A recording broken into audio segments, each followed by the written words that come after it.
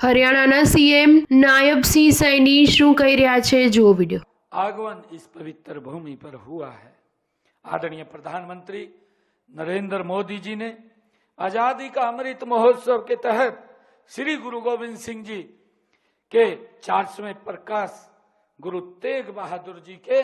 400वें प्रकाश पर्व को देश भर में मनाने का निर्णय आदरणीय नरेंद्र मोदी जी ने लिया। मुझे खुशी है, मुझे यह भी खुशी है आप लोगों को बताते हुए इतने लंबे समय के बाद जिस स्थान के ऊपर बैठ करके गुरु तेग बहादुर जी का वो फरमान जारी किया गया था कि इनका शीश धड़ से अलग कर दिया जाए, 400 सालों के बाद गुरु तेग बहादुर जी की वो बलिदान की गाथा उसी स्थान के ऊपर बैठ करके हमें मनाने का अवसर मिला है। हमने वर्ष 2022 में पानीपत में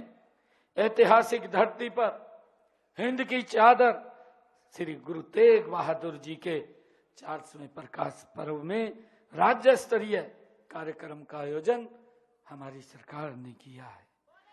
जिस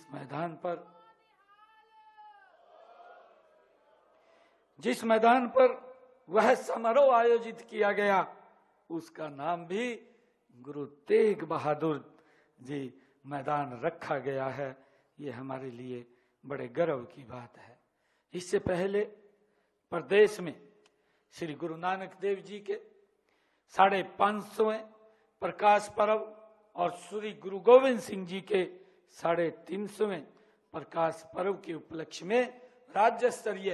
कार्यक्रमों का आयोजन किया गया है। ये आयोजन मैं धन्यवाद करना चाहूंगा श्रद्धेय अटल बिहारी वाजपेयी जी और आदरणीय नरेंद्र मोदी जी, जिन्होंने उस इतिहास को, उन्होंने कहा कि गौरवशाली इतिहास हमारा है और हमारी पीढ़ियों को इस इतिहास की जानकारी लगनी चाहिए कि जो हमने कार्यकाल, जो समय हमारे पूर्वजों ने, हमारे गुरुओं ने हमारी रक्षा, धर्म की रक्षा के लिए वो भुगता है, आने वाली पीढ़ी उस समय से न गुजरे, उसको लेकर के हमारे लिए जरूरी है कि इस इतिहास को लोगों के बीच में लेकर के जाएं ताकि उस इतिहास से, उस गौरवशाली इतिहास से वो अवगत रहें। मुझे ये भी खुशी है कि पिछले दिनों जिस पवित्र भूमि के ऊपर गुरु नानक देव जी सिरसा के चिल्ला साहिब गुरुद्वारा के अंदर आए थे, जब हमारी कैबिनेट के सामने ये विषय आया कि गुरु नानक देव जी का वो पवित्र स्थल है जहां पर चिल्ला साहिब गुरुद्वारा निर्माण है और वहां पर लाखों की संख्या में लोग शीश नवाने के लिए उस पवित्र स्थल के ऊपर आते हैं कि यह भूमि उस पवित्र स्थान के नाम नहीं है, तो हमने तुरंत ये निर्णय ले लिया कि ये जितनी भूमि है ये सारी की सारी भूमि चिल्ला साहिब गुरुद्वारा साहब के नाम वो कर दी जाएगी। भाइयों, ये निर्णय भी हमने लिया है अपनी कैबिनेट के अंदर बैठ करके, क्योंकि जिस स्थान के ऊपर गुरुओं ने आकर के समाज के लिए एक शिक्षा देने का काम किया है, ऐसे पवित्र स्थल के ऊपर लाखों की संख्या में जो लोग आते हैं वो पवित्र गुरुद्वारा साहिब के नाम हमने करने का निर्णय किया है। हमने ये भी निर्णय किया है कि पिछले दिनों जो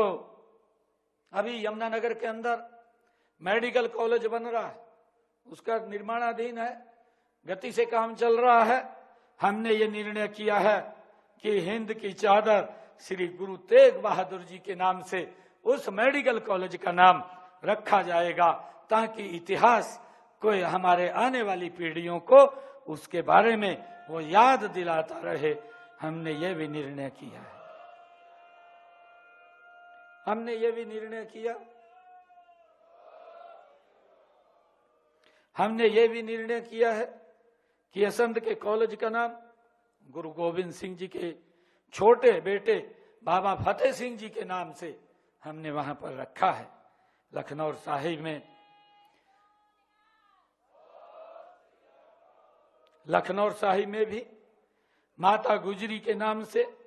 वीएलडीए कॉलेज वो स्थापित किया गया है। और मुझे ये बताते हुए गर्व की अनुभूति हो रही है कि हमने पंचकुला से लेकर के पांवटा साहिब जो ये रोड जाता है, NH नेशनल हाईवे जाता है,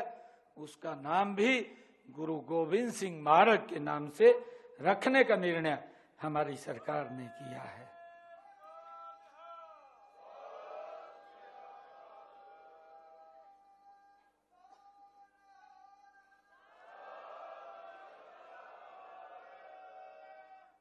मुझे ये भी गर्व है कि हमने कुरुक्षेत्र पीपली से यमुनानगर और हमारे जो बाबा बंदा सिंह बहादुर की राजधानी, इस रोड का नाम भी हमने बाबा बंदा सिंह बहादुर मार्ग रखने का काम किया है। इसके अलावा भी विभिन्न स्थानों पर चौक, द्वार, पुस्तकालय, सड़क आदि के नाम भी गुरुओं के नाम पर रखे गए हैं।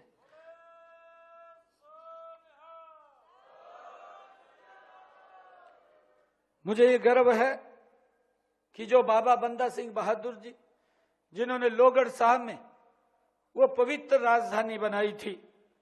भगवानपुर को लोहगढ़ साहिब, जो भगवानपुर एक पवित्र स्थल है, हमने ये निर्णय किया है कि आने वाले समय के अंदर उस पवित्र स्थल को पर्यटन हब के रूप में विकसित